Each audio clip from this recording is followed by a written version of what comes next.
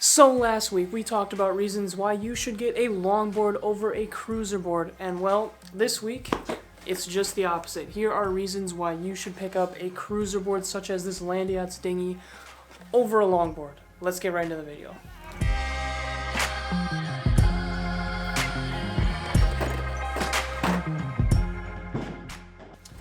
And reason number one is portability. These things are so much smaller than longboards, and it really makes them a lot more portable and easy to carry around. Now, why might this be useful for you? Well, if you live in a large city or densely populated urban area like I currently do, it can be really helpful for getting around but also doing things. So for example, let's say I want to go to a store but I don't have a place to put my board. Well, if you bring a cruiser board like this that's only about 28 inches long, you can ride there really fast and really easily, and then you can simply walk around with it, and it's really not that heavy. It doesn't really get in the way, or you can even take it and strap it to a backpack and it fits perfectly. And unlike a longboard where that's really not very feasible or possible and they're more heavy and stuff, this is just a much better option to be able to do that. So its ability to be able to be carried on backpacks or just carried around more easily because of its compact size really makes it good for areas where you need to be able to get places quickly, but also be able to pick it up and carry it around without lugging around, a 20-pound board. So portability is definitely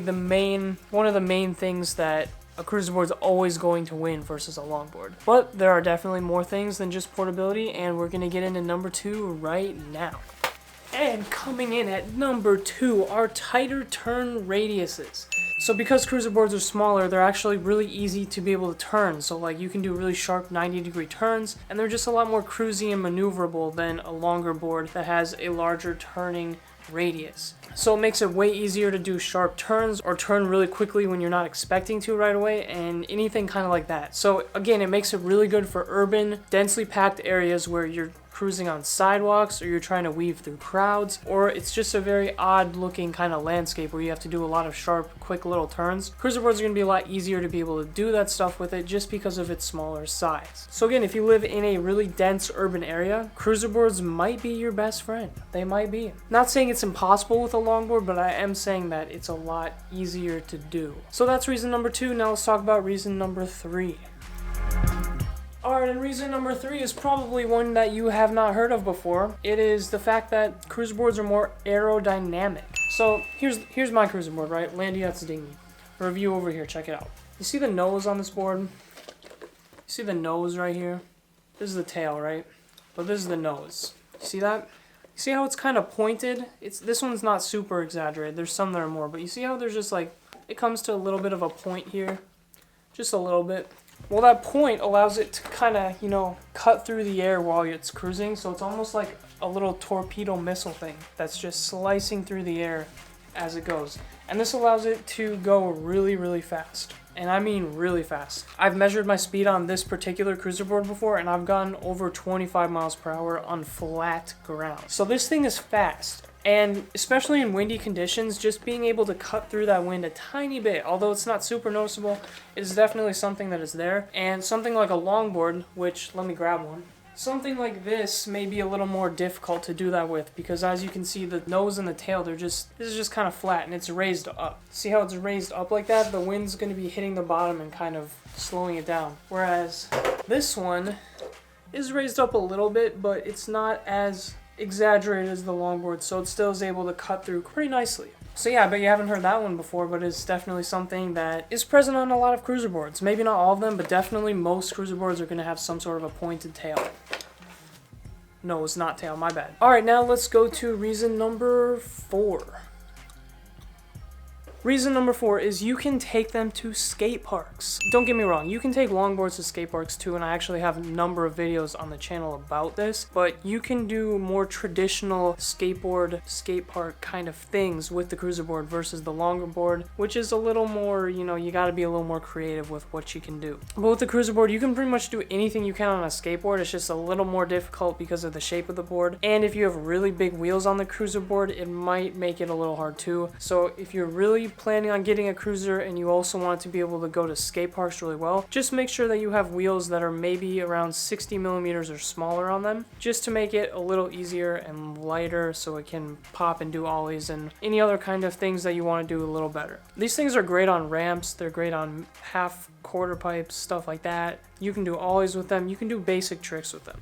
So again, really good for skate parks. I'm not saying you can't do it with longboards, but it's definitely kind of cool to, you know, shred around on a cruiser board every once in a while. And with that being said, let's go to reason number 5. Alright, reason number 5. This is the last reason on the list. Cruiser boards excel at pumping. If you don't know what pumping is, please check out the video out here. I have a really good video on how to pump.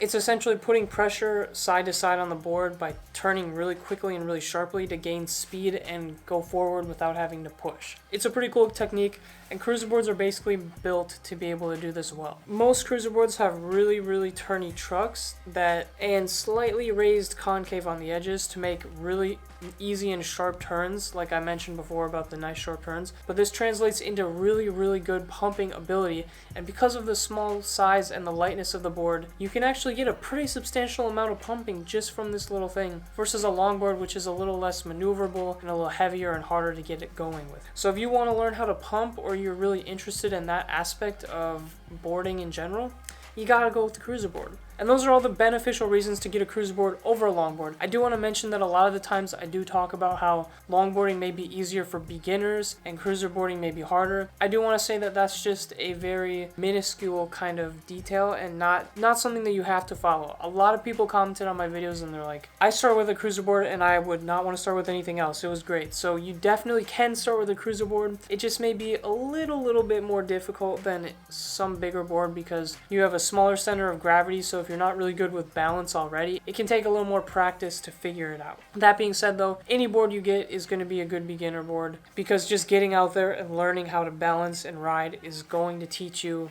how to have fun on boards. So with that being said, hope you enjoyed the video and found any of these points useful or helpful to you buying a board. If you have any questions about specific boards or anything in the video, or just want to share whatever, leave it in the comment section below. If you liked the video, hit the like button for me. And if you really want to help your boy out, we're trying to grow the channel, so hit that nice subscribe button for me. Anyways, it's been your boy OG Den signing out. I'll see you guys on Saturday for another vlog. Hopefully it'll be warmer out so we can get some nice outdoor filming. I'm gonna see you guys in the next video. Peace.